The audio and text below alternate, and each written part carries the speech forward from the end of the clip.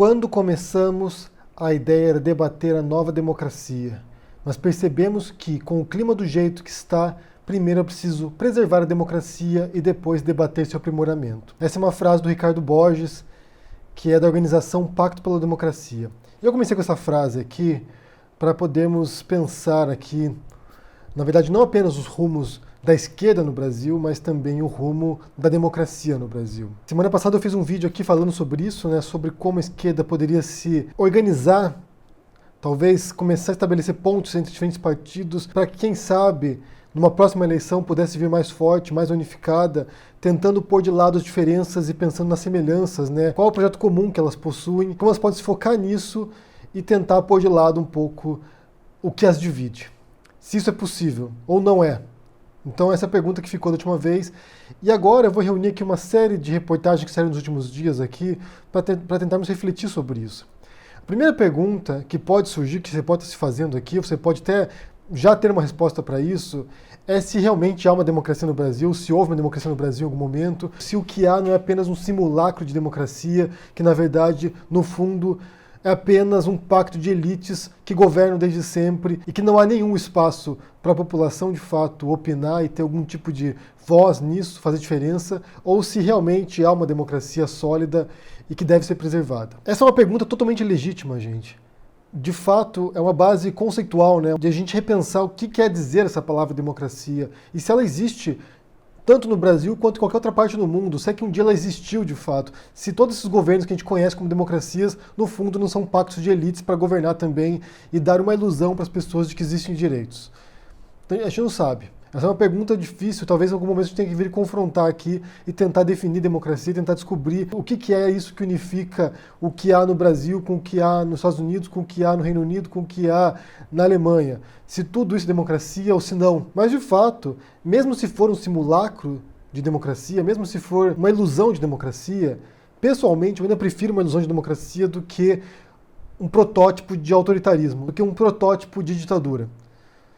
É melhor a gente ter a ilusão de ter direitos do que a gente saber que não tem direitos e que a qualquer momento o governo pode entrar na sua casa, arrancar você do seu lar e te levar para um calabouço para ser torturado. De certo modo, certas ilusões que valem ser alimentadas. E nesse caso em particular, nessa frase do Ricardo Borges aqui, representa um pouco as preocupações que a gente tem.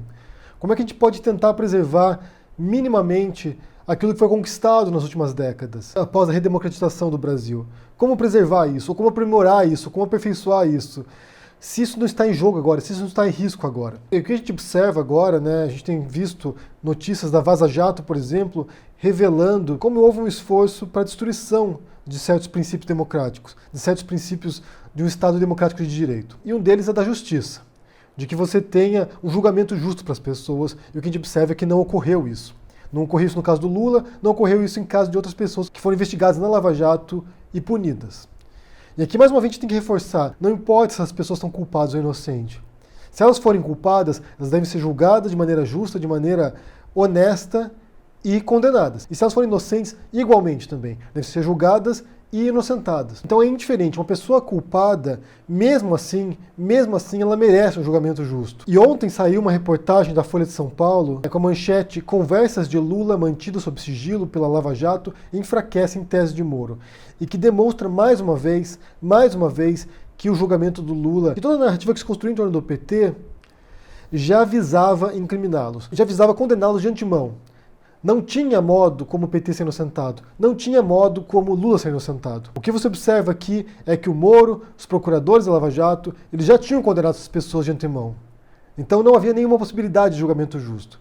Essa reportagem, que é muito interessante, vale conferir, vale ler, porque ela mostra aqui como conversas entre os procuradores e também entre policiais da Polícia Federal, agentes da Polícia Federal, também delegados, mostra como eles grampearam o telefone do Lula alguns dias antes daquela conversa que vazou entre ele e a Dilma, na qual a Dilma disse que vai mandar para ele o documento da nomeação dele como ministro.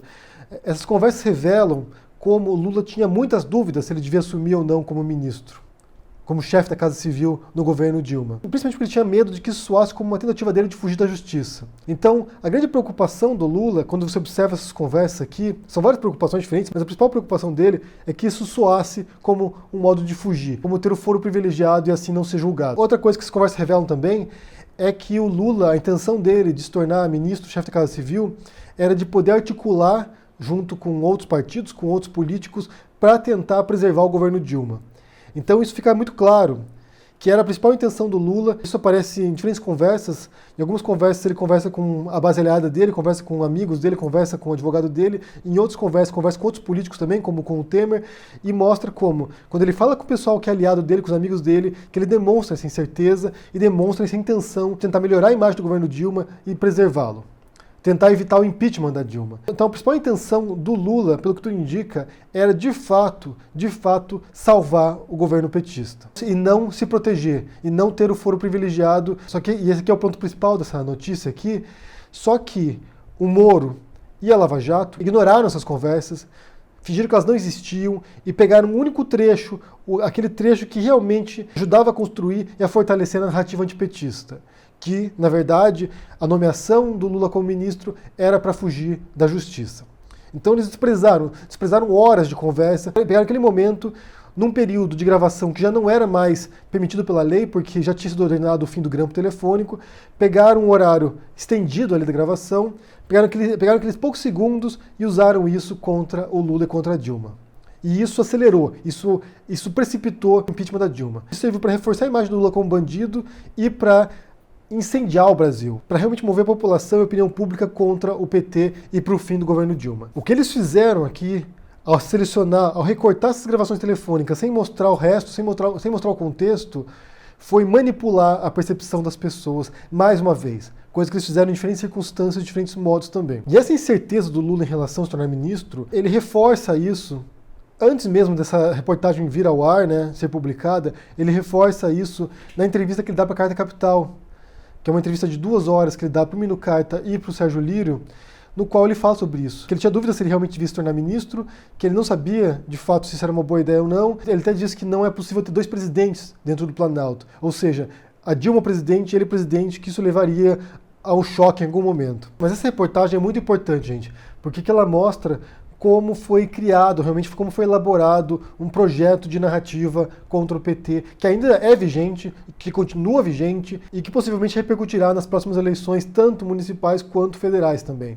Eu não imagino que dilua esse antipetismo tão cedo, porque foi um trabalho construído ao longo de muitos anos e que ainda está na mentalidade do brasileiro. E que tem sido explorado tanto por candidatos da direita, tanto por aqueles que se opõem ao PT, quanto por partidos de esquerda também, que se opuseram ao PT em algum momento. E por outro lado, tem 2 reportagens que foram publicadas também recentemente, né? Uma delas da Folha de São Paulo também, com a seguinte manchete: com a hiperpolarização, iniciativas de defesa do consenso se multiplicam, que fala sobre a tentativa de diferentes partidos de esquerda e mesmo partidos de centro-direita de se unir em torno da pauta comum de defesa da democracia. Como na frase que eu li no começo ali, que é mais importante agora do que tentar sanear a democracia, do que tentar aprimorar a democracia brasileira, é tentar salvar a democracia do seu fim. E que é um risco. A democracia são sistemas frágeis, são sistemas políticos muito instáveis mesmo, e que em qualquer momento pode colapsar. Às vezes pelo excesso de democracia e às vezes pela deturpação da democracia. E a gente observa também historicamente isso. Basta ver a Grécia Antiga, né, que é o berço da democracia ocidental, no qual você vê a própria democracia, aos poucos, vai se tornando espaço para a tirania. E muitas vezes o que se observa também, ainda mais na história do século XX, é quando democracias, através do voto popular, elegem governantes antidemocráticos. E isso leva depois à corrosão e à destruição das democracias. Então isso ocorre muito. São sistemas frágeis e que devem ser preservados, devem ser constantemente renovados, constantemente questionados para que possam se manter funcionais. E a outra reportagem, que é da Intercept, intitulada "O PT foi pragmático para chegar ao poder, mas recusa dar as mãos na hora de defender o país". E que é uma reportagem muito crítica do papel do PT nesse momento agora, de lavar as mãos, de não se unir a outros partidos porque quer protagonizar o debate, não quer ser mais um, quer ser o líder. E isso é outra coisa que transparece também na entrevista do Lula na Carta Capital, de como ele não quer ser apenas mais um nesse debate, mas como o PT, sendo o maior partido de esquerda no Brasil, como o PT quer encampar a liderança nesse processo, né? Se vocês querem nos seguir, venham conosco, mas a gente não vai seguir vocês. Eu quero fazer uma observação em particular sobre essa reportagem da Folha de São Paulo, né, quando diz que tem essa aproximação entre diferentes partidos, diferentes grupos, né, tanto de esquerda quanto de centro-direita nesse momento. E aqui eles mencionam a aproximação de alguns candidatos e de alguns agentes políticos que agora se aproximam dessa conciliação, né, desse consenso, de tentar estabelecer um consenso em prol da democracia. E um desses grupos é o MBL. O Kim Kataguiri, o Mamãe Falei, o Arthur Duval, o Fernando Holliday. E aqui tem um grande problema, né? Eu já falei sobre isso anteriormente, eu repito agora, tem um grande problema, porque você tem pessoas aqui que elas capitalizaram em cima da polarização. Elas se elegeram por causa da polarização. O Kim Kataguiri não seria nada hoje se não fosse pela polarização política que ele ajudou a estimular, do qual ele fez parte e que o elegeu depois. Então essas pessoas, elas surfaram essa onda antipetista, elas surfaram essa onda anti-esquerda, elas surfaram essa onda polarizadora do debate político brasileiro, corrosivo, e agora eles querem tentar botar panos quentes. Olha só, a gente vai apaziguar aqui. Eu acho muito problemático isso, porque assim, é a mesma coisa que se o Olavo de Carvalho viesse agora hoje e dissesse, gente, o Brasil está muito polarizado, vamos tentar agora estreitar os laços, tentar sanear o debate. Você vai confiar numa pessoa como essa? Você realmente vai parar para ouvir o Olavo de Carvalho agora e se unir ao Olavo de Carvalho e tentar melhorar o debate político brasileiro? É muito complicado, porque assim, uma coisa é se o Kim Kataguiri, depois de 10 anos de política, de carreira política, viesse aqui e dissesse, olha gente, repensei minha posição nesses últimos anos aqui, aprendi as regras do jogo político, estou agora como deputado, ou como, sei lá, algum tipo de político, algum tipo de cargo eletivo, aprendi o jogo, aprendi as regras, e agora eu penso que eu estava errado naquela época, que eu era muito radical, que eu contribuí para a destruição da democracia, que eu contribuí para a polarização. Mas isso aqui eles faziam meses atrás, gente. O Kim Kataguiri, o Mamãe Falei, o Fernando Holliday, meses atrás estavam incitando a polarização. Ano passado eles estavam fazendo o que o Crivella faz agora, em relação aos gays, em relação à exposição de arte. Eles estavam lá boicotando, estimulando as pessoas a boicotarem exposições de arte, museus. Então, assim, o que mudou então em poucos meses, assim, a ponto de eles passarem de ser radicais, polarizadores, para tentar agora apaziguar os ânimos? O que mudou tão rapidamente, assim? Questão de meses. O mesmo vale para Alexandre Frota também, que foi um dos agentes da polarização, foi uma das pessoas que surfou nessa onda, surfou no bolsonarismo também, se elegeu e agora quer pôr panos quentes nessa história. Não, agora eu vou fazer pontes, vou criar pontes de interlocução. Eu acho totalmente legítimo que partidos de esquerda, de centro-direita, ou mesmo de direita, desde que não sejam extremos, né, desde que não sejam radicais, é totalmente legítimo que as pessoas dialoguem, porque a democracia é justamente isso. A democracia, ela exige esse diálogo, ela exige a criação de pontes, ela exige que pessoas que pensam diferente sentem-se juntas e tentem debater algum rumo para o país, mesmo com posições ideológicas completamente diferentes. A democracia exige isso. E o que você tem visto agora ao redor do mundo é justamente esse esforço. Você tem visto esse esforço. Em Portugal, que eu mencionei esse caso já, você tem uma coalizão de partidos de esquerda que é muito frágil, que eles chamam de geringonça, porque é muito frágil, sempre ali com risco de se desintegrar, de descambar, e eles vão lá e mantêm uma coalizão a partir das pautas comuns. Você viu isso aqui na Espanha, quando partidos de esquerda se unificaram para poder voltar ao poder, e essa coalizão já está se fragmentando também, já está ruindo. Mas tentaram fazer isso. Você vê isso na Itália agora, partidos que têm posturas completamente diferentes em vários assuntos, se unificando para controlar a ascensão da extrema-direita. Você tem visto isso no Reino Unido agora. Parlamentares conservadores, dos Tories, do Partido Conservador Britânico, que estão abandonando o partido, estão votando contra o partido, junto com o Partido Trabalhista, para evitar que o Reino Unido saia da União Europeia sem nenhum tipo de acordo que pode destruir a economia britânica. Então eles estão indo pela convicção deles. Eu vou contra o meu partido porque o importante agora é preservar o país, para preservar a economia do país, para preservar os nossos valores. Então é possível sim que você ponha de lado diferenças ideológicas, mesmo que sejam muito gritantes entre si, para tentar preservar algo que seja mais importante, algo que tenha maior valor, que nesse caso é preservar a democracia. É como essas pessoas podem se unificar para poder evitar que o Brasil descambe por um regime autoritário. Por outro lado, como eu disse, eu fico um pouco de receio de ver alianças entre oportunistas, pessoas que aproveitaram da polarização, surfaram isso para se eleger. Que tipo de confiança você pode ter nessas pessoas? Você realmente pode confiar no Kim Kataguiri, por exemplo? De que amanhã não vai apunhalar as pessoas pelas costas? Não vai mais uma vez capitalizar em torno do ódio, da intolerância, da polarização? Eu acho difícil confiar nesse tipo de pessoa. Porque eles não são ingênuos. Eles são oportunistas. Eles entenderam o momento político daquela época e surfaram aquele momento. E aí é o ponto de equilíbrio, né? Como você equilibra? Como você unifica uma esquerda que é extremamente fragmentada, que não está disposta a abrir mão, porque alguém vai ter que ceder nessa história, gente. Alguém vai ter que ceder. O PT vai ter que ceder em algum momento, o Ciro Gomes vai ter que ceder, o PSOL vai ter que ceder. Esses partidos ali que estão nessa coalizão, todos terão que ceder de algum modo. Se a gente quer realmente confrontar esse mergulho no obscurantismo, no atraso, no retrocesso, as pessoas vão ter que ceder em algum aspecto. Vão ter que abrir mão de alguma coisa. E aqui tem um tweet de hoje do Flávio Dino, do PCdoB, governador do Maranhão, dizendo o seguinte aqui: em âmbito nacional, a esquerda jamais chegou ao poder sem alianças e tampouco conseguiu governar sem elas. Não é hora de retaliações quanto ao passado, e sim de fincar os pés na realidade presente e oferecer um projeto de futuro para a nossa nação. É basicamente isso. Se a esquerda tem qualquer pretensão de voltar ao poder em algum momento, eles vão ter que abrir mão de alguma coisa, vão ter que fazer concessões e juntos tentar encontrar uma pauta comum.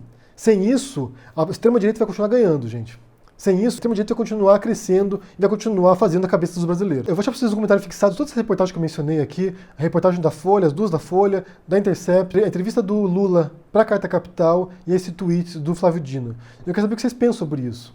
Primeiro, se é possível que esses partidos tão divergentes entre si, né, com tantas pautas diferentes, possam pôr de lado suas diferenças e tentar encontrar um núcleo comum. E mais uma vez pergunto para vocês: devemos aceitar esses agentes polarizadores nesse processo de diálogo?